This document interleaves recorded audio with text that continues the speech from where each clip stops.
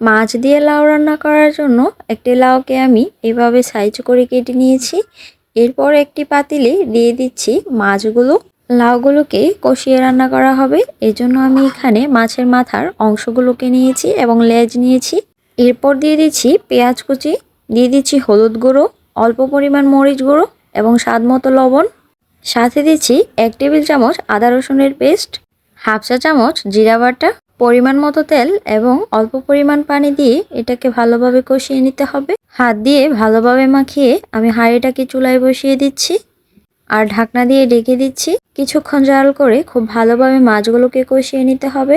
মাছগুলোকে খুব ভালোভাবে কষিয়ে নেওয়ার পর এতে কেটে রাখা লাউগুলো দিয়ে দিচ্ছি। লাউগুলো দিয়ে দেওয়ার পর একটি ঢাকনা দিয়ে ঢেকে দিচ্ছি যেন খুব দ্রুত সিদ্ধ হয়ে যায়। ঢাকনা দিয়ে ঢেকে দেওয়ার পর লাউ থেকে অনেকটা পরিমাণ পানি বেরিয়ে এসেছে। এই পানি থেকেই লাউটা কষানো হয়ে যাবে। কিছুক্ষণ ভালোভাবে নেড়েচেড়ে কষানোর পর ঝোলের জন্য অল্প পরিমাণ পানি দিয়ে দিচ্ছি এবং 10 থেকে 15 মিনিটের মতো খুব ভালো করে জাল করে নিচ্ছি। বলক চলে আসলে দিয়ে দিচ্ছি টমেটো কুচি, এরপর দিয়ে দিচ্ছি ফালি করে রাখা কাঁচামরিচ। লাউ রান্নায় কাঁচামরিচের পরিমাণটা বাড়িয়ে দিলে খুব বেশি ভালো হয়। চেষ্টা করবেন কাঁচামরিচ দিয়ে রান্না করার জন্য, শুকনো মরিচটা কম পরিমাণ দেওয়ার চেষ্টা করবেন। এরপর কিছুক্ষণ জাল করে ধনিয়া পাতা কুচি দিয়ে চুলা থেকে নামিয়ে নিচ্ছি। লাউয়ের সাথে ধনিয়া পাতা কুচি অ্যাড করলে এর স্বাদটা বেড়ে দ্বিগুণ হয়ে যাবে।